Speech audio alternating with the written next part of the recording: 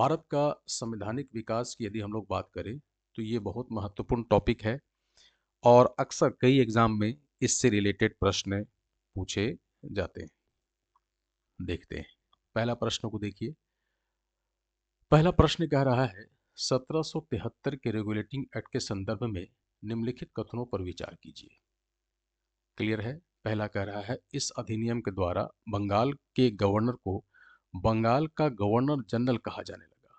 ठीक है, यानी कि बंगाल के गवर्नर के ओहदे को बढ़ाया गया और उन्हें बंगाल का गवर्नर जनरल कहा गया।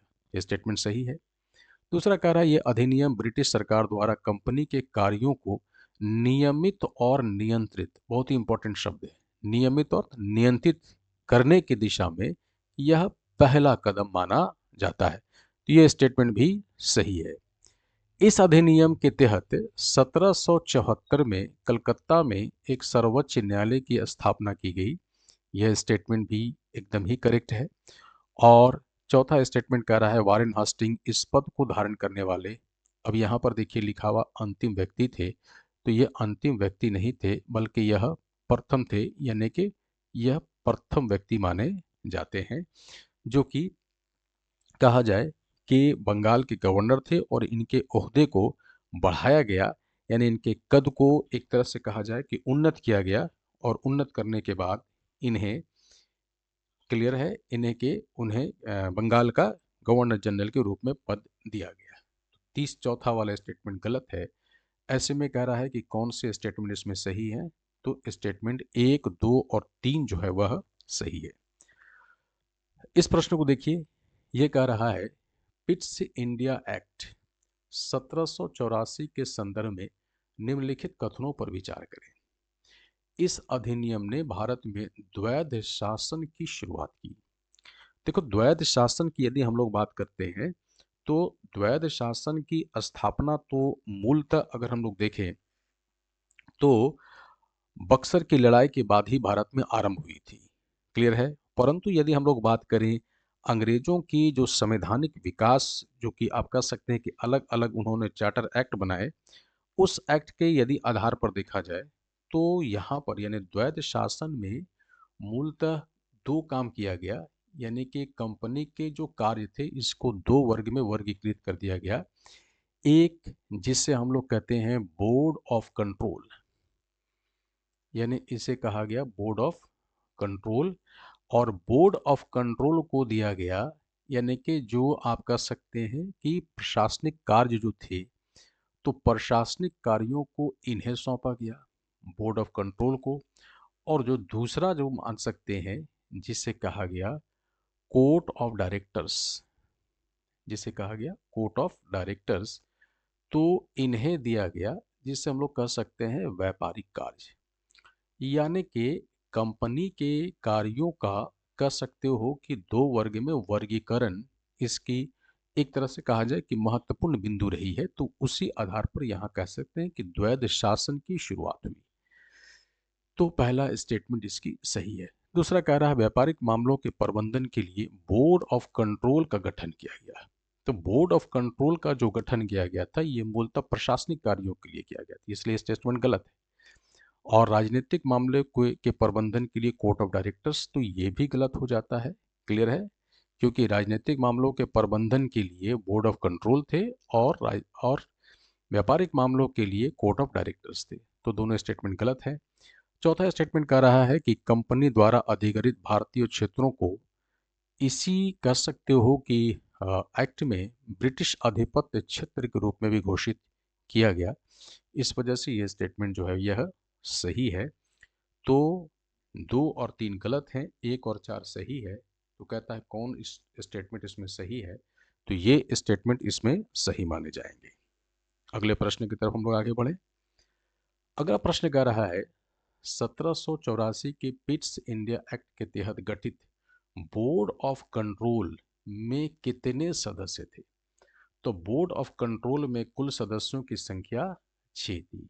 ये कौन थे, तो चार सदस्य जो थे यह प्रीवी काउंसिल के मेंबर थे। एक मेंबर थे जिन्हें हम लोग कहते हैं, यानी कि इन्हें कहा गया चांसलर ऑफ एक्स चेकर के रूप में इसे कहा गया, और एक थे जिसे हम लोग कह सकते हैं सेक्रेटरी ऑफ द स्टेट। ठीक है, तो इस प्रकार से कुल सदस्यों की संख्या कितनी हो गई? तो कुल सदस्य की संख्या हो गई 6। तो ये स्टेटमेंट इसका सही माना जाएगा। अगले स्टेटमेंट को देखें। 1813 के चार्टर एक्ट अधिनियम के निम्नलिखित कथनों पर विश्लेषण करें। पहला, इस अधिनियम ने ईसाई मशीनरियों को भारत में प्रवेश करने और धर्म प्रचार करने के लाइसेंस प्रणाली की अनुमति दी। यह स्टेटमेंट सही है। 1 लाख की वार्षिक राशि शिक्षा के प्रचार के लिए निर्धारित किया गया। ठीक है, यह भी स्टेटमेंट सही है। इस अधिनियम ने कंपनी के अधिकार को अगले 20 वर्ष तक बिना किसी परिवर्तन के जारी रखा। देखो, अगले 20 वर्ष तो जारी रखा, लेकिन यहां पर कह रहा है बिना किसी परिवर्तन के 20 वर्ष जारी रखा। ये स्टेटमेंट गलत है। कारण उसके पीछे ये है कि 1813 के अधिनियम के द्वारा ही व्यापारिक कार्यों को पूर्णतः तो नहीं, लेकिन आप कह सकते लगभग समाप्त कर दिया गया, और कंपनी के जो अधिकार थे जिससे हम लोग एकाधिकार कहते हैं, उसमें चीन के साथ में इनके एकाधिकार को बनाए रखा गया। और साथ साथ में भारत में अगर हम लोग कहें तो चाय के जो एक राइट थे, यानी कि जिससे हम लोग कह सकते हैं कि इनकी जो एकाधिकार था, जिसे हम लोग मोनोपोली बोलते हैं, इस मोनोपोली को इसमें बनाए रखा गया। हालांकि याद रखना है कि 1833 में सभी व्यापारिक अधिकार पूर्णतः समाप्त कर दिए गए थे। तो 1813 में लगभग सभी अधिकार इनके समाप्त कर दिए गए थे। केवल चीन के साथ में इनके व्यापारिक अधिकार को बनाए रखा गया था, और साथ साथ में यदि हम लोग कहें तो चाय पे जो भारत में एकाधिकार था ये बना हुआ था। तो इस तरह से यदि देखा जाए तो तीसरा स्टेटमेंट हो जाता है गलत। ठीक है, 20 वर्ष तक बनाए रखा तो ठीक है, लेकिन यहाँ पर बिना किसी परिवर्तन के जारी रखा तो ये गड़बड़ बात है। दूसरा यहाँ पर कह रहा है गवर्नर जनरल को प्रधान सेनापति बनाया नहीं। ठीक है, गवर्नर जनरल को प्रधान सेनापति बना दिया गया था, यानी कि यदि हम लोग इसके बारे में चर्चा करें तो गवर्नर जनरल को प्रधान सेनापति 1813 एक्ट में नहीं बनाया गया था, बल्कि यदि हम लोग बात करें तो गवर्नर को 1786 के अधिनियम के द्वारा गवर्नर को प्रधान सेनापति बनाया गया था। तो ये स्टेटमेंट भी हो जाता है गलत। इस तरह से 3 और 4 स्टेटमेंट हो जाते हैं गलत, 1 2 सही है। कहता है कौन सा सत्य है, तो इस तरह से यदि देखा जाए तो केवल 1 और 2 स्टेटमेंट जो होगा यह सही माना जाएगा। क्लियर है। अगले पॉइंट्स पर यदि हम लोग देखें, अगला कह रहा है 1833 के चार्टर अधिनियम के विषय में निम्नलिखित कथनों पर विचार करें। इस अधिनियम द्वारा बंगाल गवर्नर जनरल को भारत का गवर्नर जनरल बना दिया गया। यह स्टेटमेंट एकदम ही सही है। ठीक है। दूसरा, यदि हम लोग कहें इसने ईस्ट इंडिया कंपनी के व्यापारिक अधिकार को पूरी तरह से समाप्त कर देगा। अभी जैसे हम लोग पिछले क्वेश्चंस में देख रहे थे कि 1813 में यदि हम लोग कहें तो लगभग खत्म ही कर दिया गया था, लेकिन कुछ अधिकार इनके बनाए रखे गए थे, जिसे 1833 में पूरी तरह से समाप्त कर दिया गया। क्लियर है। अब तीसरा पॉइंट से यदि हम लोग देखते हैं, तब यहां पर कह रहा है यह चार्टर अधिनियम केवल 10 वर्षों के लिए लागू किया गया नहीं। हर अधिनियम जो थे, जैसे यदि हम लोग देखते हैं तो 1773 से 1793 20 वर्ष। इसी प्रकार से यदि हम लोग देखें तो 1793 से 1813 फिर 20 वर्ष। 1813 से 1833 यदि हम लोग का बात करें तो अगेन 20 वर्ष। क्लियर है। और इसी तरह से यदि हम लोग देखते हैं तो 1833 से 1853 तो यह पुनः 20 वर्ष था। क्लियर है। तो इस तरह से यदि कहा यह चार्टर अधिनियम केवल 10 वर्षों के लिए लागू किया गया था, तो ये स्टेटमेंट गलत हो जाते हैं। कंपनी अब विशुद्ध रूप से एक प्रशासनिक निकाय बन गई थी। यस, ये स्टेटमेंट एकदम सही है। 1833 के एक्ट के बारे में यदि हम लोग बात करें तो 1833 के एक्ट में वैसे बहुत सारे नियम बने। क्लियर है। लेकिन अगर हम लोग एक बात यहाँ पर ध्यान से रखें कि अब यहाँ पर यानी कि 1833 के एक्ट के द्वारा ही बंगाल के गवर्नर जनरल को आप कह सकते हैं कि भारत के गवर्नर जनरल के रूप में इन्हें मान्यता दिया गया, और इस प्रकार एक तरह से कहा जाए तो भारत में पहली बार एक सेंट्रलाइज्ड, यानी कि जिसे हम लोग कह सकते हैं कि एक सेंट्रलाइज एडमिनिस्ट्रेटिव सिस्टम भी इसमें शुरू किया गया था। तो इस तरह से अगर हम लोग देखें तो तीसरा स्टेटमेंट जो हो जाता है गलत, तो पहला, दूसरा और चौथा स्टेटमेंट हो जाता है इसमें सही। तो कह रहा है कौन सा स्टेटमेंट सही है, तो 1, 2 और 4 स्टेटमेंट जो है वह सही माना जाएगा। ठीक है, इसी तरह से अगले प्रश्न की तरफ हम लोग आगे बढ़ते हैं। किस अधिनियम ने ईस्ट इंडिया कंपनी को विशुद्ध रूप से एक प्रशासनिक निकाय बना दिया? तो अभी हम लोग जस्ट दिखा कि 1833 का जो अधिनियम था, इसने एक तरह से कहा जाए कि कंपनी को विशुद्ध रूप से एक प्रशासनिक निकाय बना दिया गया था, क्योंकि इनके, जिससे हम लोग कह सकते हैं कि व्यापारिक एकाधिकार जो थे, ठीक है, व्यापारिक एकाधिकार हम लोग इसे कहते हैं, यानी कि जिसे कहा जाता है कि यह मोनोपोली जो था, उस मोनोपोली को इसमें पूरी तरह से समाप्त कर दिया गया। अगले प्रश्न की तरफ हम लोग देखें। 1853 के राजलेख के संदर्भ में निम्नलिखित में से कौन से प्रावधान किए गए थे? पहला, सिविल सेवकों की भर्ती के लिए खुली प्रतियोगिता परीक्षा की शुरुआत की गई। ठीक है, ये सही स्टेटमेंट है। यानी पहली बार आप कह सकते हैं कि 1833 के एक नियम के तहत में यह नियम बनाया गया था कि जो भी कंपनी में भर्ती होंगे उनमें किसी भी प्रकार का, यानी धर्म, जन्म स्थान, या फिर उनके आप कह सकते हो कि अ, उनके रंग या मूल वंश, इसके आधार पर उसे अयोग्य नहीं किया जाएगा। लेकिन यदि क्वेश्चन पूछा जाए कि भर्ती के लिए खुली प्रतियोगिता परीक्षा, तो ये सही हो जाएगा। इसके अलावा यहाँ पर देखा जाए भारत के लिए एक अलग 15 सदस्यीय विधान परिषद की स्थापना की गई, ये स्टेटमेंट गलत हो जाता है। ठीक है, बल्कि इसमें 12 सदस्यीय विधान परिषद की गठन की गई, यानी कि एक तरह से कहा जाए कि all India legislative council, all India legislative council की स्थापना की गई थी, तो 15 सदस्य नहीं थे। तीसरा, बंगाल के गवर्नर जनरल के 4 सदस्यीय कार्यकारिणी परिषद का गठन किया गया था, और जो चौथा सदस्य था वह विधि सदस्य के रूप में जोड़ दिया गया। ठीक है, तो यहाँ पर याद रखना है कि 1833 में देखा जाए तो एक विधि सदस्य के रूप में, ठीक है, एक सदस्य को जोड़ा गया, यह 1833 में। लेकिन ये जो विधि सदस्य थे यह परमानेंट नहीं थे, यानी कि यह अस्थाई नहीं थे। क्लियर है? तो फिर 1853 एक्ट में, यानी 1853 एक्ट में जो विधि सदस्य थे, इन्हें अस्थाई सदस्य के रूप में मान्यता दिया गया। क्लियर है? तो ये स्टेटमेंट भी हमारा सही माना जाएगा। और अंत में यहाँ पर है, यह अंतिम चार्टर अधिनियम था। ठीक है, तो हाँ, यह अंतिम चार्टर अधिनियम था। ठीक है, क्योंकि अगर देखा जाए तो इसके बाद 1857 के विद्रोह और 1858 में महारानी की घोषणा के द्वारा भारत में ईस्ट इंडिया कंपनी का एक तरह से कहा जाए कि शासन सत्ता जो था वो समाप्त हो गया। तो यह स्टेटमेंट भी सही माना जाएगा। अब अगर हम लोग देखें तो पहला स्टेटमेंट सही है, दूसरा इसका गलत है, तीसरा स्टेटमेंट इसका ठीक है, चौथा स्टेटमेंट इसके सही है। तो हो जाएगा 1, 3 और 4। यहाँ पे कह रहा है कि कौन सा इसमें असत्य है, तो असत्य हो जाएगा, यानी कि जो गलत है वो हो जाएगा केवल 2।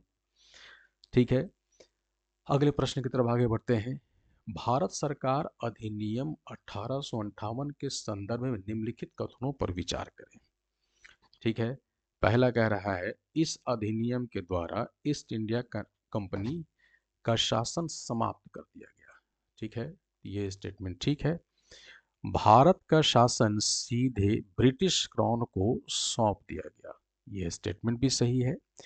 इस अधिनियम के द्वारा गवर्नर जनरल को भारत का वायसराय कहा जाने लगा। ठीक है। और ब्रिटिश कैबिनेट में भारत सचिव सेक्रेटरी ऑफ स्टेट नाम के एक पद सृजित किया गया, जो भारत के प्रशासन के लिए कार्य करते थे या भारत के प्रशासन के लिए वह जिम्मेदार माने गए। ठीक है।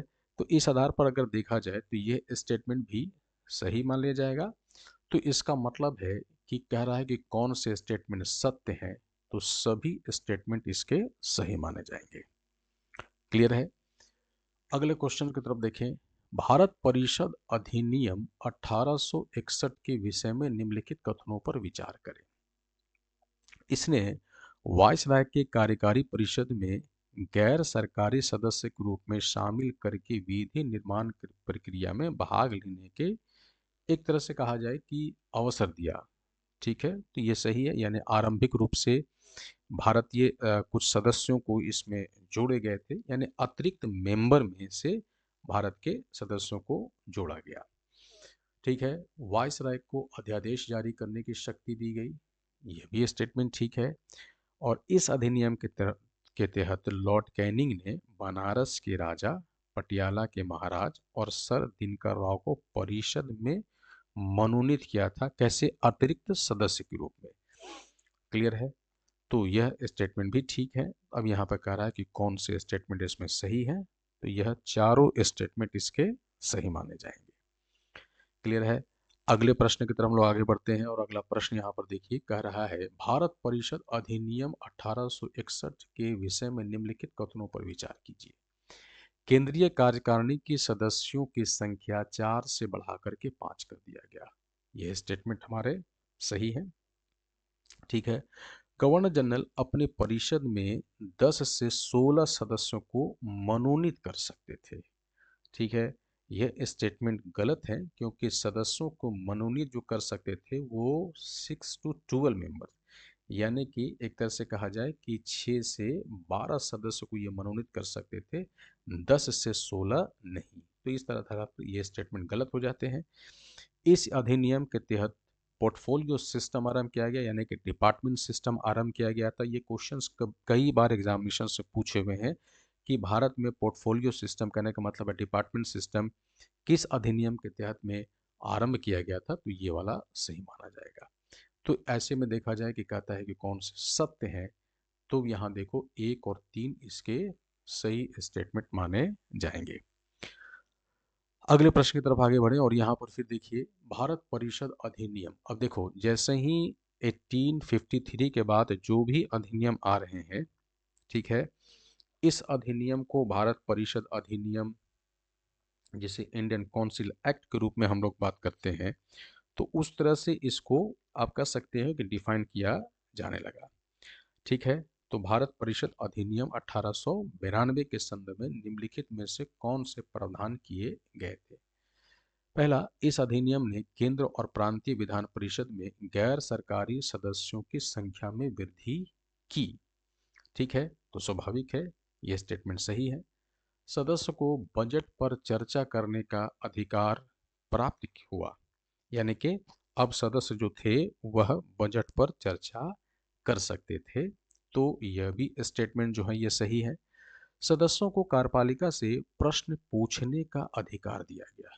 ठीक है। 1892 में प्रश्न पूछने का अधिकार उन्हें दिया गया, लेकिन यहाँ पर ध्यान रखिएगा कि कई बार पूछ देता है कि पूरक प्रश्न पूछने का अधिकार दिया गया था कि नहीं। तब पूरक प्रश्न यानी जिसको हम लोग सप्लीमेंट्री क्वेश्चंस कहते हैं, तो सप्लीमेंट्री क्वेश्चन नहीं पूछ सकते थे, और जो भी प्रश्न आप पूछते थे उस प्रश्न को पहले ही उनको भेज दिया जाना होता था, तभी जाकर के वह उन प्रश्नों का उत्तर देते। इसने मुस्लिमों के लिए पृथक निर्वाचन की व्यवस्था की। ठीक है। सांप्रदायिक निर्वाचन जिसको हम लोग बोल सकते हैं, तो सांप्रदायिक निर्वाचन पद्धति भारत में आरंभ किया गया। और यह आरंभ कब किया गया था, तो सांप्रदायिक निर्वाचन आरंभ हुआ था 1909 से। तो 1892 के संदर्भ में अगर हम लोग देखें तो ये स्टेटमेंट हो जाता है गलत। ठीक है। तो अब ये कह रहा है कि कौन कौन से स्टेटमेंट इसमें सही हैं। तो इसमें अगर हम लोग देखें तो एक स्टेटमेंट सही है, दूसरा इसमें भी सही है और तीसरा स्टेटमेंट भी इसमें सही है इसलिए इसका सही जवाब हो जाएगा बी, यानी 1, 2 और 3 जो है यह सही होगा। अगले प्रश्न की तरफ आगे बढ़े। कह रहा है कि निम्नलिखित में से कौन से अधिनियम को मॉन्टेग्यू चेम्सफोर्ड सुधार के रूप में जाना जाता है? ठीक है, यानी कि यदि हम लोग देखें तो 1909 का जो अधिनियम है, यानी जिसको हम लोग 1909 के अधिनियम के नाम से जानते हैं, तो 1909 के अधिनियम जो थे, इससे हम लोग बोलते हैं मॉर्ले मिंटो रिफॉर्म के नाम से जानते हैं। ठीक है, लेकिन मॉन्टेग्यू चेम्सफोर्ड यदि हम लोग बात करें, ठीक है, तो मॉन्टेग्यू चेम्सफोर्ड जो है यह 1919 का माना जाता है। ठीक है, तो यहाँ पर कह रहा है कि कौन सी विकल्प इसमें सही है, तो इसके विकल्प जो है वह 3 सही माने जाएंगे, यानी कि तीसरा विकल्प सही है कि भारत सरकार अधिनियम जो थे 1919 को, इसे ही मॉन्टेग्यू चेम्सफोर्ड सुधार के रूप में भी इसकी चर्चा की गई थी।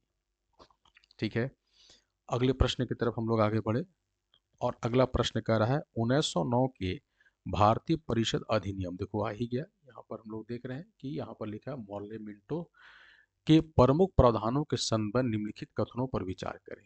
इसने केंद्रीय विधान परिषद में आधिकारिक बहुमत बनाए रखा, लेकिन प्रांतीय परिषद में गैर आधिकारिक बहुमत की अनुमति दी। क्लियर है, यानी कि केंद्रीय विधान परिषद में आधिकारिक बहुमत तो बनाए रखा, लेकिन जो प्रोविंशियल रीजन्स थे, ठीक है, परिषदों में गैर आधिकारिक बहुमत, यानी कि जिसको हम लोग अतिरिक्त मेंबर्स के रूप में अगर हम लोग देखते हैं, तो ये एक स्टेटमेंट कह रहा है। तो अब यहाँ पर ये स्टेटमेंट जो है यह सही है। दूसरा कह रहा है इस अधिनियम ने पहली बार प्रत्यक्ष चुनाव प्रणाली आरंभ किया। ठीक है, 1909 की बात हो रही है और प्रत्यक्ष चुनाव अगर हम लोग देखें तो ये आरंभ हुआ था 1919 से, तो यह स्टेटमेंट हो जाता है गलत। ठीक है, बल्कि ये प्रत्यक्ष ना होकर के कैसा था, तो एक प्रकार का अप्रत्यक्ष चुनाव था। ठीक है, तो ये स्टेटमेंट हो जाते हैं गलत। इसने मुसलमानों के लिए पृथक निर्वाचन यानी सेपरेट इलेक्टोरेट की व्यवस्था करके सांप्रदायिक प्रतिनिधियों को वैध के रूप में मान्यता दिया था, तो ये स्टेटमेंट हो जाता है सही। इसने विधान परिषदों के संख्या सदस्यों को, देखो हम लोगों ने लिखा था कि 1892 में प्रश्न तो पूछ सकते थे, परंतु सप्लीमेंट्री क्वेश्चन यानी पूरक प्रश्न जिसको हम लोग बोलते हैं वो नहीं पूछ सकते थे। तो प्रश्न पूछने और बजट पर प्रस्ताव पारित करने का अधिकार दिया गया। क्लियर है, तो ये स्टेटमेंट भी सही माने जाएंगे। तो इसमें जो स्टेटमेंट सही है वो 1, 3 और 4 इसके सही है, इसलिए हमारा सही जवाब हो जाएगा बी। अगले प्रश्न की तरफ हम लोग आगे बढ़े और अगला प्रश्न कह रहा है 1909, फिर से आ रहा, 1909 के अधिनियम के द्वारा लाई गई संरचनात्मक परिवर्तन के संदर्भ में निम्नलिखित कथनों का विश्लेषण करें। इसने केंद्रीय विधान परिषद की सदस्यों की संख्या को बढ़ाकर 16 से बढ़ाकर 60 कर दिया। क्लियर है, तो ये स्टेटमेंट जो है यह सही है। दूसरा कह रहा है पहली बार भारतीय सदस्यों को वायसराय के कार्यकारी परिषद में नियुक्त किया गया।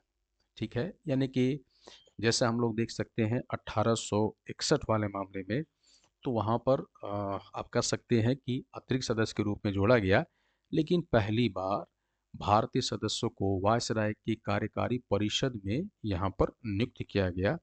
ठीक है, और ये व्यक्ति कौन थे, तो याद रखना है एसपी सिन्हा नाम के व्यक्ति थे जिन्हें इसमें जोड़ा गया।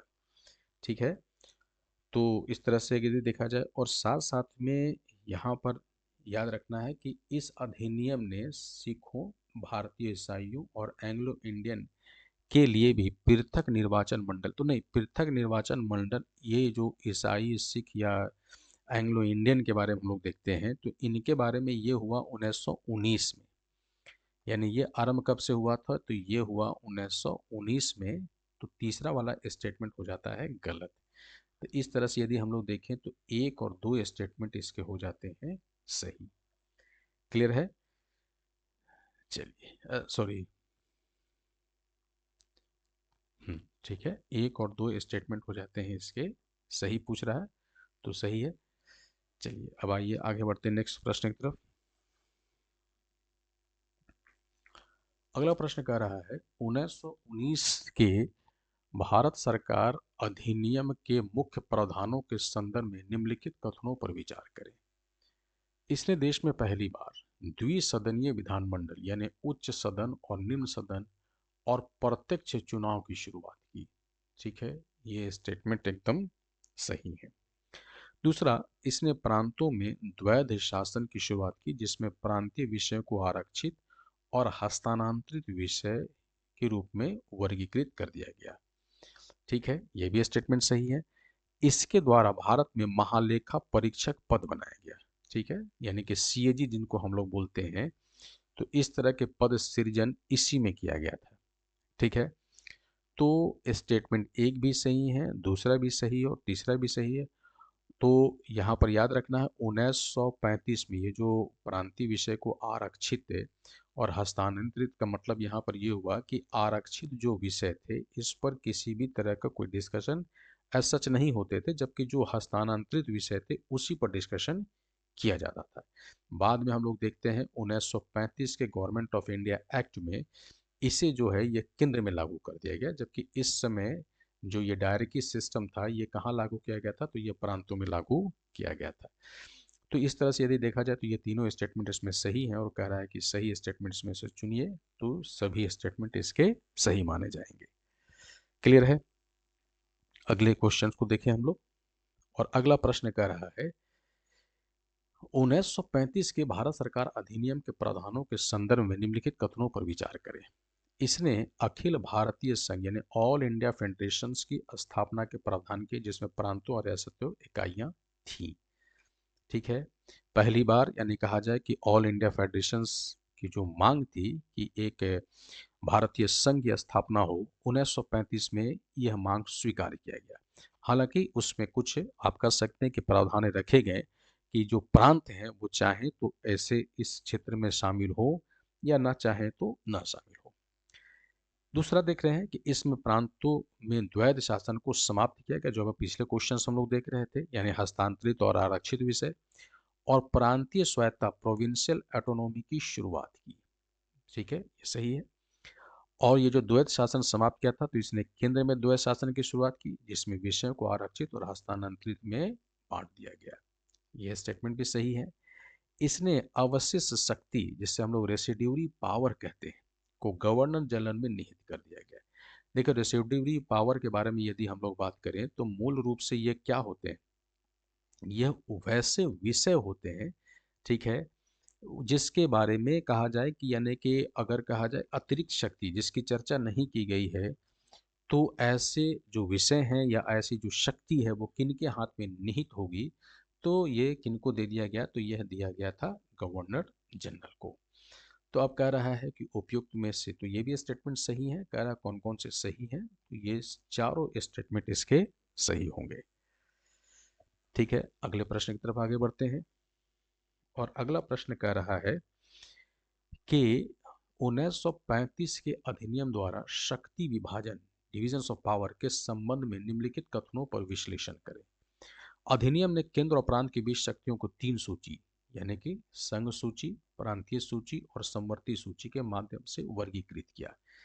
ठीक है, संघ सूची में 59 विषय थे जिन पर केवल केंद्र कानून बना सकता था। ठीक है, ये स्टेटमेंट गलत हो जाते हैं। क्लियर है, क्योंकि यह जो थे यानी 59 ना होकर के 69 ना होकर के ये 59 होते। क्लियर है, समवर्ती सूची में 36 विषय थे जिस पर केंद्र और प्रांत दोनों कानून बना सकते हैं। ठीक है, तो यह स्टेटमेंट जो है यह सही है। और प्रांतों सूची में 54 विषय थे जिन पर केवल प्रांत कानून बनाने का अधिकार दिया गया था, तो यह भी स्टेटमेंट सही है। इस समय यदि हम लोग देखें भारतीय संविधान में, तो जो हमारी अनुसूची हम लोग जब देखते हैं तो अनुसूची 7 में विषय के बारे में चर्चा किया है गया है, और वहाँ पर संघीय विषय हैं, प्रांतीय विषय हैं और समवर्ती सूची इसमें दी गई है, जिसके माध्यम से शक्ति का विभाजन किया गया है, केंद्र राज्य और ऐसे कुछ शक्तियां जो कि दोनों के हाथ में निहित होगी। तो इस प्रकार से यदि हम लोग देखें तो पहला तो स्टेटमेंट सही है, दूसरा गलत है, तीसरा स्टेटमेंट सही है और चौथा स्टेटमेंट भी सही है। तो इस तरह से यदि हम लोग देखें तो कह रहा है कि कौन से स्टेटमेंट सही है, तो 1, 3 और 4 स्टेटमेंट सही माने जाएंगे। अगले प्रश्न को तरफ हम देखें, भारतीय संवैधानिक विकास में निम्नलिखित घटनाओं और उनके कारणक्रम को व्यवस्थित कीजिए। ठीक है, यानी कि अलग अलग समय में। अब देखो, जैसे कलकत्ता में सर्वोच्च न्यायालय की स्थापना, तो ये हम लोगों ने जस्ट अभी क्वेश्चंस में देखा था, ये कब किया गया था? ये किया गया था 1774 में। ठीक है, ईस्ट इंडिया कंपनी के एकाधिकार पूरी तरह से समाप्त किए गए, कब किए गए? तो 1833 में। भारत का शासन सीधे ब्रिटिश को सौंपना, ये कब हुआ था? तो 1858 में। और सिविल सेवकों के लिए खुली प्रतियोगिता परीक्षा, तो अभी हम लोग ने जज देखा, ये 1853। तो कह रहा है व्यवस्थित कीजिए और नीचे दिए कोड को सही करके सही उत्तर चुनिए। तो अब यहाँ नहीं, तो ये तो गलत हो जाएगा, 1833 नहीं, तो सबसे पहले ये हो जाएगा, एक ये सही है, दूसरा ये भी ठीक है, 1774 के बाद 1833, इसके बाद है 4 यानी कि 1853, और इसके बाद हम लोग देख रहे हैं, ठीक है, ये वाला। तो ये स्टेटमेंट यानी कि सही हो जाएगा। ठीक है, नीचे दिए गए सही उत्तर को यदि हम लोग देखें, ठीक है, सबसे पहले ये हुआ, इसके बाद अकॉर्डिंगली। क्लियर है? चलिए अगले प्रश्न की तरफ हम लोग आगे बढ़े, और अगला प्रश्न कह रहा है, क्रिप्स मिशन 1942 के संदर्भ में निम्नलिखित कथनों पर विचार कीजिए। यह मिशन 30 मार्च 1942 को भारत पहुंचा। ठीक है, क्रिप्स मिशन के बारे में ये प्रश्न है, और पूछ रहा है कि क्रिप्स मिशन जो है ये भारत में कब पहुंचा। तो यह पहुंचा था, यानी कि पहला स्टेटमेंट गलत है, क्योंकि ऐसे हम लोग देखते हैं कि यह पहुंचा था 23 मार्च 1942 को ये भारत में पहुंचा। ठीक है, इसका मुख्य उद्देश्य युद्ध की समाप्ति के बाद भारत में संवैधानिक निर्माण के लिए के लिए निर्वाचित संविधान सभा के गठन का प्रस्ताव था। ठीक है, ये स्टेटमेंट ठीक है। महात्मा गांधी ने इसे पोस्ट डेटेड चेक कहा, ये भी सही है। तो कह रहा है कौन से स्टेटमेंट इसमें सही है, तो इसमें हो जाएगा बी, इसमें सही माना जाएगा। क्लियर है? अगले प्रश्न के उत्तर कहते हैं, कैबिनेट मिशन 1946 के संबंध में निम्नलिखित कथनों पर विचार करें। यह मिशन फरवरी 1946 में भारत में आया। क्लियर है? अब यहाँ पर देखो, फिर यहाँ पर है कि फरवरी, और कायदे से यहाँ पर क्या है, तो मार्च 1946 में भारत आया। इस योजना ने संविधान सभा के गठन के लिए आधार प्रदान किया। ठीक है, ये भी ठीक है स्टेटमेंट्स है।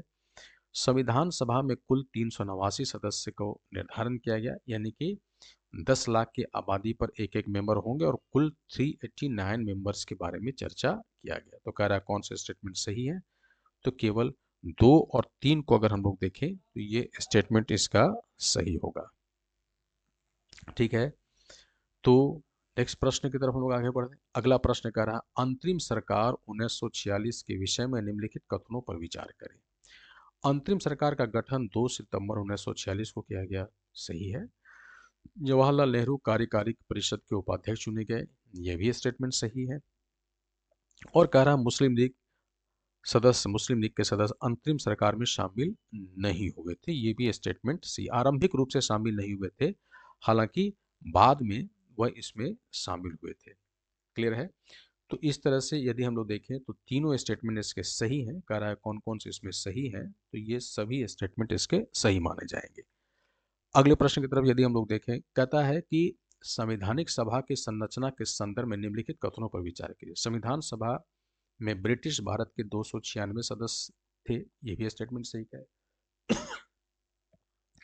एक सदस्य का चुनाव 10 लाख की जनसंख्या के अनुपात में किया गया, ये भी सही है। देशी रियासत को 92 सीट दी गई थी, नहीं, देशी रियासतों को कुल कितने सीट दिए गए थे, तो देशी रियासतों को कुल 93 सीट दिए गए थे। क्लियर है? ब्रिटिश भारत को 296 सीट थे, जिसमें से 4 सीट जो थे वो चीफ कमिश्नरी रीजन्स के लिए निर्धारित किए गए थे, तो ये स्टेटमेंट सही है। क्लियर है? तो ये स्टेटमेंट सही है। ये वाला स्टेटमेंट गलत है, तो हो जाता है 1, 2 और 3, सॉरी 1, 2 और 4 स्टेटमेंट सही है। तो कह रहा है कौन से सही है, तो यहाँ पर हमारा जवाब क्या होगा? तो यहाँ पर जवाब होगा 1, 2 और 4 जो है वह सही है। अगले प्रश्न की तरफ देखें। भारतीय संविधान के निर्माण की प्रक्रिया के विषय में निम्नलिखित कथनों पर विचार कीजिए। संविधान सभा की पहली बैठक 11 दिसंबर 1946 को दिल्ली में, तो नहीं, ये बैठक हुई थी 9 दिसंबर 1946 को, तो ये स्टेटमेंट गलत है। डॉक्टर सच्चिदानंद सिन्हा संविधान सभा के अस्थायी अध्यक्ष थे, ठीक है, यह भी गलत है, क्योंकि अस्थायी अध्यक्ष थे कौन? तो अस्थायी अध्यक्ष बने, कौन बने थे? तो यहाँ पर याद रखना है डॉक्टर राजेंद्र प्रसाद इसके अस्थायी अध्यक्ष बने थे, और डॉक्टर सच्चिदानंद सिन्हा जो थे ये अस्थायी अध्यक्ष थे। उद्देश्य प्रस्ताव 13 दिसंबर 1946 को प्रस्तुत किया गया था, यह स्टेटमेंट जो है वह सही है, क्लियर है। और उद्देश्य प्रस्ताव जो था ये 26 जनवरी 1947 को स्वीकार किया गया, यह स्टेटमेंट गलत है। और यहाँ पर याद रखना है कि जैसे यदि हम लोग देखें तो उद्देश्य का प्रस्ताव ही बाद में यदि हम लोग देखें तो यही प्रस्ताव जो है यह भारतीय संविधान के प्रस्तावना के रूप में भी ये शामिल किया गया, ठीक है। तो उद्देश्य का प्रस्ताव जो था यह अगर हम लोग मूल रूप से यदि हम लोग देखें तो इसे जनवरी 1900 यानी 22 जनवरी 1947 को यदि हम लोग देखें तो इसे स्वीकार किया गया था 22 जनवरी 1947 को, यानी कि 13 दिसंबर को प्रस्तुत किया गया था पंडित जवाहरलाल नेहरू के द्वारा, और 22 जनवरी, ठीक है, यानी कि अगर हम लोग बात करें तो 22 जनवरी 1947 को इसे जोड़ दिया गया था, सॉरी 22 जनवरी 1947 को, ठीक है, इसे स्वीकार कर लिया गया था, क्लियर है। तो ऐसे में हमारा स्टेटमेंट जो सही हो जाएगा, कौन से स्टेटमेंट इसमें सत्य लिख रहा है, तो अगर देखा जाए तो 1 और 3 इसमें नहीं, एक भी गलत है, दूसरा भी गलत है, ठीक है, तीसरा जो है वो सही है, और चौथा जो है यह गलत है। तो इस तरह से अगर हम लोग देखें तो कौन से सत्य हैं, तो सत्य स्टेटमेंट केवल इसमें 3 है, ठीक है। तो ये कोई भी नहीं होगा, बल्कि यहाँ पर हो जाएगा कि केवल 3 जो हैं वही सत्य माना जाएगा, ठीक है। चलिए अगले प्रश्न की तरफ आगे बढ़ते हैं। कह संविधान सभा की समितियों और उनके अध्यक्षों के संबंध में निम्नलिखित में से कौन सा सुमेलित नहीं है, ठीक है, यानी यहाँ पर कह रहा है कि कौन सा इसमें सुमेलित नहीं है, ठीक है। तो देखिए संघ समिति, तो यह सही है, जवाहरलाल नेहरू। प्रांतीय संविधान सभा समिति प्रांतीय संविधान समिति सरदार वल्लभ भाई पटेल, यह भी सही है। प्रारूप समिति डॉक्टर भीमराव अंबेडकर, यह भी सही है। प्रक्रिया नियम समिति जो है यह गलत हो जाता है, क्योंकि प्रक्रिया नियम समिति के जो कह सकते हो कि अध्यक्ष जो थे वो थे डॉक्टर राजेंद्र प्रसाद, ठीक है। चलिए अगले प्रश्न की तरफ हम लोग आगे बढ़े। संविधान सभा के महत्वपूर्ण पदाधिकारियों के संदर्भ में निम्नलिखित कथनों पर विचार करें, ठीक है। यहाँ पर डॉक्टर राजेंद्र प्रसाद संविधान सभा के अस्थायी अध्यक्ष बने, यह स्टेटमेंट सही है।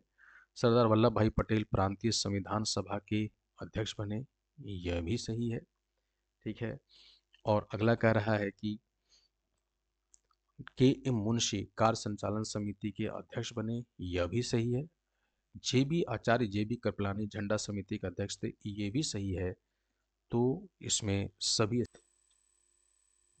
तो इसी के साथ में आज के जो प्रश्न के सेशन थे एमसीक्यू की भी जो हम लोगों ने चर्चा किया है उसे हम समाप्त करते हैं। चैनल को लाइक कीजिए, ज़्यादा से ज़्यादा दोस्तों के बीच में इसको शेयर कीजिए और चैनल को सब्सक्राइब कीजिए। धन्यवाद।